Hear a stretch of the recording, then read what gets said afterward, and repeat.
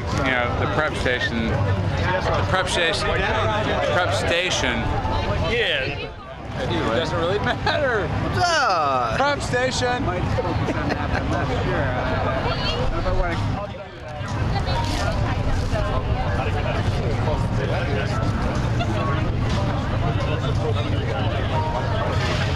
I don't think you guys can. We didn't come here for nothing. Joke. Hey.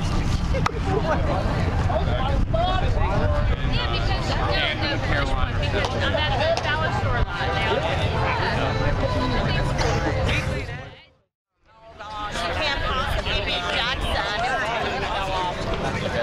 So he's loving daycare? Is he loving daycare? I bet. Marco posted on Facebook, you know. He's a Facebook king. Okay, no, but how could he? Gosh, yeah, who does, you know? He's got separation anxiety. Okay. Time to save kommer alltså via... Får du in där eller? So you should hear Sophia, yeah. Okay, that's perfect. All right.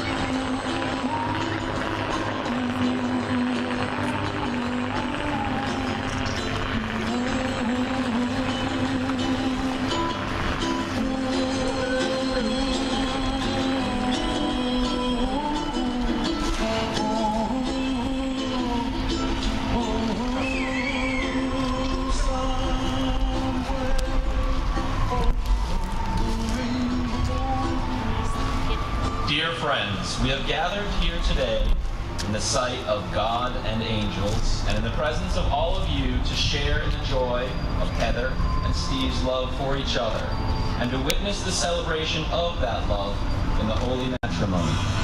Heather and Steve, have you come here freely and without reservation to join together in marriage?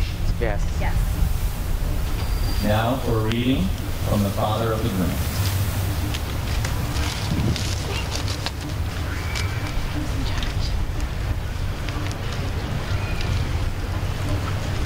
Heather and Steve.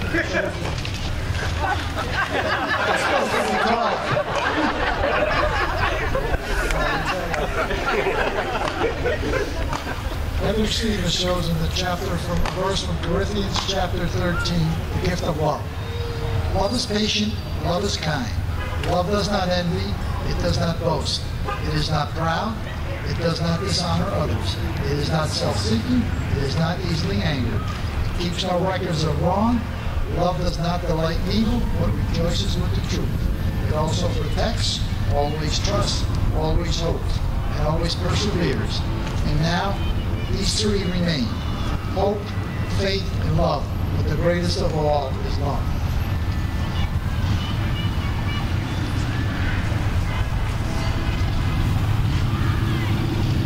Throughout the day, as we celebrate the marriage of Heather and Steve, while they share countless unforgettable moments, we will be inspired by the power of love. While we are doing this, let us also take time to remember how it came to be that man would spend his time with woman. In the beginning, God created the heavens and the earth, and everything on the earth and everything above and below the earth. He said it was good. God then created man in his own image. God took special time and care in crafting man. For man would be the crown jewel of all creation. But he never said it was good. Instead, he said that it was not good for man to be alone. It wasn't that Adam didn't have anything to do. He had to figure out names for all the animals on earth. But God noticed that man did not have anyone like him. So he put Adam into a deep sleep, and he removed a rib from the side and created woman to be a helper and companion for him. In that act of creation, God did not take woman from the man's head so that he would rule over her. Nor did God take a bone from Adam's feet so that he would trample upon her. For you see, marriage is a partnership. It will take a lot of give and take on both of your parts. The marriages that succeed are the ones that have found the middle ground. Now we know that God decided to take the bone from the side so that she would be equal with him. And we also know that God took the bone from the side because it was close to his heart, so that he would love, cherish, and honor her. Then he presented woman to man to serve as his helper and companion. Marriage is God's gift to deliver us from our own isolation and loneliness. Now, Steve, I want you to listen to what Adam said. Adam said, "This is now bone of my bones and flesh of my flesh. She shall be called woman because she was taken out of man. Therefore a man shall leave his father and his mother to join his wife, and they shall become one flesh." Steve, Heather's not only going to be your wife, she is going to be a part of you. She will comfort you in times of struggle. She is the one that God has designed specifically for you. Heather. Steve will not only be your husband, but he will be the one you talk to late at night. He will be the one that gives you comfort when life throws its rocks at you. God has designed Steve just for you. Now we're going to have a reading from the father of the bride.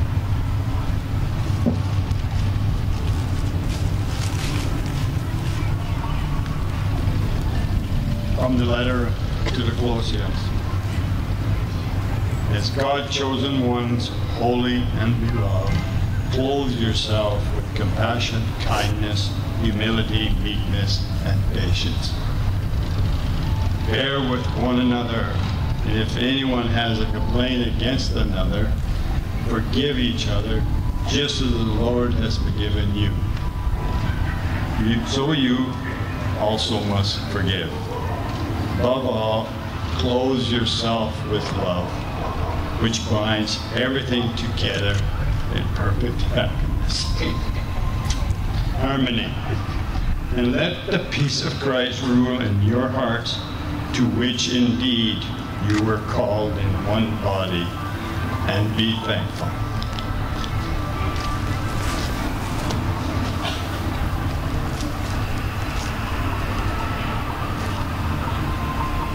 Okay, guys, you made it.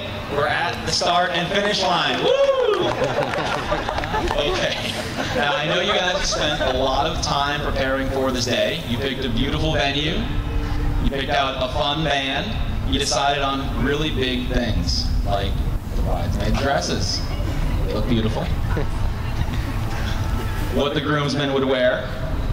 Thumbs up. You also spent time deciding things like what font to use on the invitations. So all these decisions and hard work make it feel like the end. But really, I'm here to tell you it's just the beginning. All that preparation that you did, it's nothing. It pales in comparison with the preparation that you've been doing all of your lives to get to this one day. This one day when the two of you will become one. Now, in some respects, again, you're thinking this is the end of the journey, but I want you to know that each year on this day, November 10th, Steve, write that down, you'll be celebrating not just the completion of another year together, but a lovely and wonderful life that you'll be spending together in the future. Along the way, we know there have been good days and bad, joy and sorrow. But each of those days has brought you closer to today. And when you think about everything that had to go right to get here, and there was a lot, we have a nice Canadian girl who decides to go to Michigan State and do a little bit of swimming, and suddenly finds herself on an island in Tampa, Florida. There were a lot of roads, a lot of decisions to get there, but you made it. And we had a young boy who grew up in New York, a Red Sox fan, odd into itself. Decided to venture south, make a stop in Atlanta, and then he found himself on that same island. It's a long journey. Quiet down. So really, it was quite amazing that you guys found each other. A lot of things had to go right, and because of that, we know that it is undeniable that this marriage was meant to be. So as we stand here today, I'd like both of you to turn around and take a look at the friends and family who come here from near and far. All of them are smiling at you, joyful, prideful, excited for you. There may even be a few tears of joy out there, I think I saw. Steve and Heather, this is a testament to the mutual love and respect they all have for you and you for them. Now, anyone that has spent any time with Heather and Steve learns very quickly how important family is to them. Whether Steve is thinking about his next family vacation, whether it's in Cleveland, San Diego, Kansas City, he's planning to be with his family. Or Heather's exulting about the adventures of Ron and Sandy as they travel up and down North America. We know one thing, the families are on their minds and in their hearts. So with that, I thought it would be appropriate to ask them do a little bit of homework. Ask them a few questions. They're pretty simple. I asked them about love. I asked them to think about what would make a successful marriage. I asked them about Steve and Heather and what their thoughts were on each other. While we did that, we also asked their parents to join in so we could get a little bit of knowledge passed down from one generation to the next. Read everything over, graded the homework, you guys passed, everything's good. Nothing really jumped out there crazy. We did learn a little bit about how the couple see each other. When describing each other, Heather and Steve use words like fun, caring, beautiful, and greatness.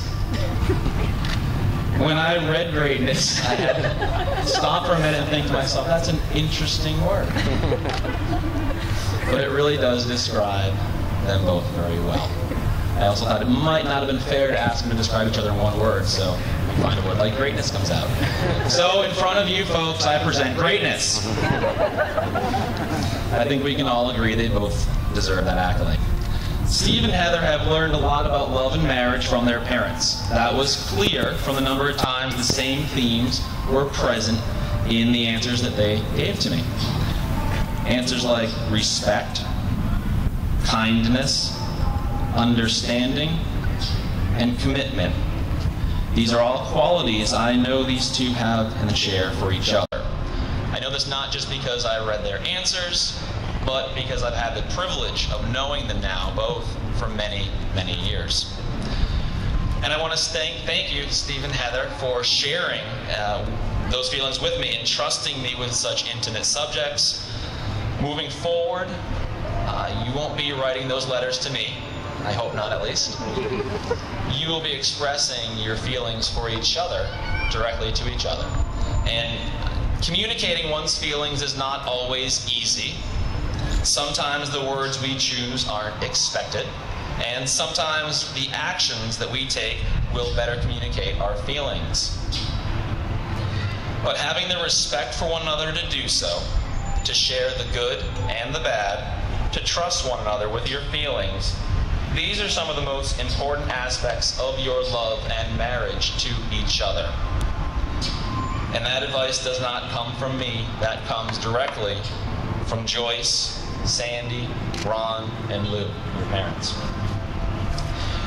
There's one other elephant in the room that we do need to address. It came up when you were describing your feelings on love and marriage for each other. There's going to be days that don't go exactly as you planned.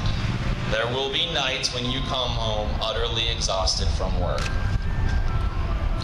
You might find that Steve has decided investing in four-wheelers would be a good thing to do. Or perhaps Heather brings home an extra Christmas tree in January. But whatever frustrations you may find yourselves having, whatever annoyances you might find, remember, there's one thing that will always bring a smile to your face, and you should keep it in your heart and your head, always. No matter what happens, you will always have each other. And Benson. Well, guys, we're going to make it official now. Heather and Steve, as you prepare to pledge your vows to each other, let me remind you that marriage is made in heaven and is a union of two lives. Two hearts that beat as one, so welded together that they walk and work in love. A husband and wife should bear each other's burdens as well as share each other's joys. Remember that you will have to work at cultivating the art of living together. Be considerate, be loving, be helpful, and be tender-hearted, always putting the other's needs first, and always hold one another up in love. The vows which you are about to take should be as binding in adversity as they are in prosperity. They should be broken only by death. When you say, "Until death do us part," is a covenant between the both of you and God. As a symbol of your union, you will now join hands. Steve, in taking Heather to be your wife, I require you to promise to love and cherish her, to honor and sustain her in sickness as in health, in poverty as in wealth, in bad that may darken your days and in good that may brighten your ways, and to be true to her until death alone shall part you. Do you promise this? Yes. Heather, in taking Steve to be your husband, I require you to promise to love and cherish him, to honor and sustain him in sickness and in health, in poverty as in wealth, in the bad that may darken your days and in the good that may brighten your ways, and to be true to him until death alone shall part you. Do you promise? I do.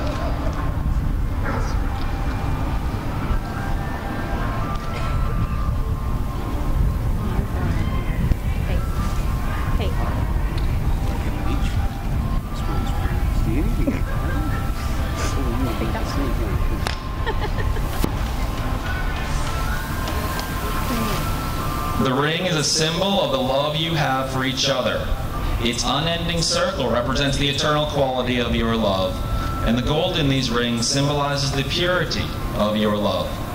Now you may seal your promises to each other by giving and receiving the rings. Steve, place the ring on Heather's finger and repeat after me. I, Steve, take you, Heather. I, Steve, take you, Heather. To be my wedded wife. To be my wedded wife. To have and to hold from this day forward. To have and hold from this day forward. For better, for worse. For better, for worse. For richer, for poor. For richer, for poor. In sickness and in health. In sickness and in health. To love and cherish till death do us part. To love and cherish till death do us part. According to God's holy ordinance. According to God's holy ordinance. And with this ring, I pledge my love to you. And with this ring, I pledge my love to you. Heather, place the ring on Steve's finger and repeat after me. I, Heather, take you, Steve. I, Heather, take you, Steve. To be my wedded husband. To be my wedded husband. To have and to hold from this day forward. To have and to hold from this day forward. For better, for worse. For better, for worse. For richer, for poor. For richer, for poor. In sickness and in health. For sickness and in health. To love and cherish till death do us part. To love and cherish till death do us part. According to God's holy ordinance. According to God's holy ordinance. And with this ring, I pledge my love to you. And with this ring, I pledge my love to you. Heather and Steve, in these moments, I have heard you pledge your love and faith to each other. Your friends and family members have assembled here and heard you seal your solemn vows of marriage by giving and receiving these rings. Now it is my joy and personal privilege to declare you both husband and wife. Steve, you may kiss your bride.